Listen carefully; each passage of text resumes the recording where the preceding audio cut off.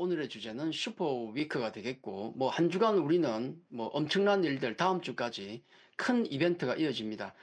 자, 지난주에 우리 또 그런 일이 있었죠. 하이브의 자회사 어도어 그 소속인 뉴진스 이슈가 있었는데, 뉴진스가 쌍방의 계약을 일방적인 이유를 들어서 독자적인 활동을 하겠다고 선언을 했지 않습니까? 또 그걸 막기 위해서 소속사 어도어는 단독 활동 금지 가처분 신청을 법원에 냈었죠.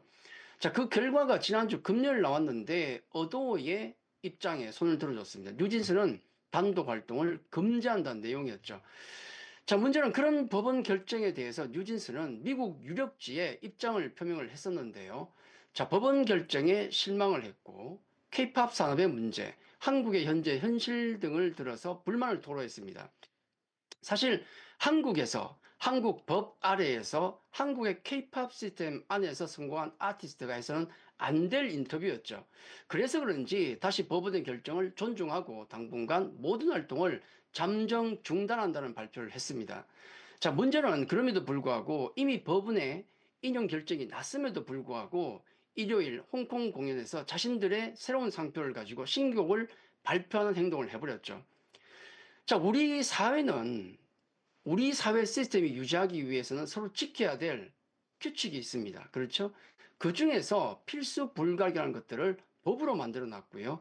우린 그걸 서로 지키고자 노력을 하는 겁니다. 자, 그럼에도 불구하고 이런 법원의 결정을 무시하는 듯한 행동은 있어서는 안 될 일이죠. 물론 기획사와 아티스트 간의 갈등은 늘 있을 수 있습니다. 당연하죠.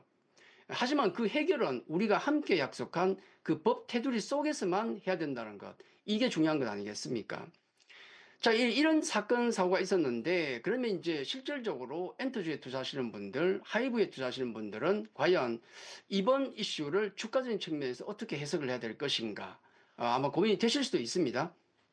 오늘 주가에서도 어느 정도 나오긴 했는데, 자, 하이브 입장에서는 최근 증권사 애널리스트의 리포트를 보면은 대부분은 좀 보수적으로 많이 표시를 했거든요.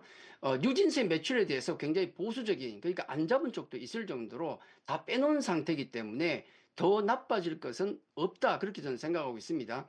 자, 앞으로 어떻게 진행될지 모르겠지만은 제일 최선은 뭐냐면, 뭐, 아티스트도 보호하고 기획사의 실적도 좋아질 수 있는 원만한 해결이 가장 좋은데, 그걸 누가 알겠습니까? 그죠? 그래서 잘 해결될지 아니면 향후에 뭐 뉴진스가 함께 하든 아니면 위약금을 뭐 요구하든 손배소를 하든 전 잘 모르겠습니다만은 주가적인 측면에서는 이미 최악의 상황이 반영이 됐다. 그렇게 좀 보고 있습니다. 그리고 단기적으로는 이런 이슈들이 계속 뉴스에 나오면은 노이즈 때문에 주가가 못 가는데 이제는 그 노이즈가 물밑으로 가라앉는 효과도 있다. 그렇게 보시면 될 것 같습니다. 자, 다른 엔터주들에게는 어떤 영향이 있을 것인가? 이건 혹시 있을지도 모를 노이즈가 사라지는 거죠. 입장에 따라 다르겠지만은 이런 아티스트와의 갈등에 따라서 또 계약 관계를 다시 따져야 봐야 될지도 모르는 그런 상황 자체가 너무 불확실성이 컸었는데 일단 그 부분이 결론이 난 것이고 그리고 법적 계약은 결국 서로에게 중요한 것이다라는 것을 교훈을 한번 준 겁니다. 자, 이제 엔트주들은 노이즈가 잠정적으로 마무리가 됐고요. 그리고 또 주력 아티스트들의 대규모 공연 모멘텀을 앞두고 있습니다. 지금 오늘도 YG 엔터테인먼트의 목표가 상향이 있었는데, 블랙핑크의 공연이 앞으로 지금 뭐 현재 조금 잡혔지만은 한 1년에 한 60회 정도는 잡힐 것이라 그렇게 보고 있습니다. 평균 모객 숫자를 보면 거의 한 5만 명 가까이 넘어가니까 천문학적인 숫자의 매출이 1년 동안 향후에 발생할 가능성이 높습니다. 그렇죠? 자, 그런 정도인데 BTS는 오죽하겠습니까? 왜냐하면 BTS 같은 경우는 2020년부터 지금까지 6년 동안 오프라인 공연을 4번밖에 못했습니다. 말도 안 되죠. 왜냐하면 2020년부터는 코로나 때문에 못했고 코로나가 끝나고 나니까 BTS가 다 군대 가버렸네요. 자, 그러다 보니까 엄청난 공백 구간이 있고 지금은 글로벌 전체적으로 BTS 공연에 대한 엄청 폭발적인 수요가 있다는 것. 이게 앞으로 엔터주들, 하이브의 어떤 주가를 이끌 것이다. 그런 게 맞습니다. 거기다가 중국 모멘텀 같은 경우는 예전과 달리 상당히 유력하죠. 이번에 외무장관 회의에서 긍정적인 얘기가 나왔지만은 하반기에 우리 에이펙 정상회담일 때 내년이 이제 중국이지 않습니까? 올해 우리 경주에서 에이펙 정상회담 때 돌발이 없는 한은 시진핑 주석이 참여하는 것으로 논의를 하고 있다. 그렇게 얘기하고 있죠. 그리고 뭐 국가 정상이 움직이는데 아무것도 빈손으로 올 수는 없지 않습니까? 그런 모멘텀은 서서히 계속 한한령 해제에 대한 강한 모멘텀은 계속 있을 것이다. 그렇게 보면 멀티플 상향 요인도 있는 것이죠. 자, 엔터주 그런 측면에서 중장기 컨빅션 바이 스탠스가 가장 무난하다. 그렇게 보고 있습니다.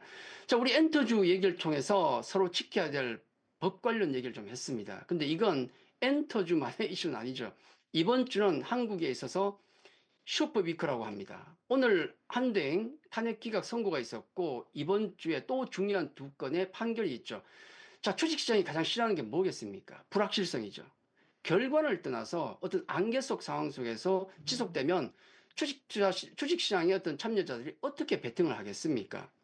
안개가 그치고 그 결과가 나오게 되면 우리는 그래도 앞으로 한 발짝 갈 수 있는 시간 트이지 않습니까?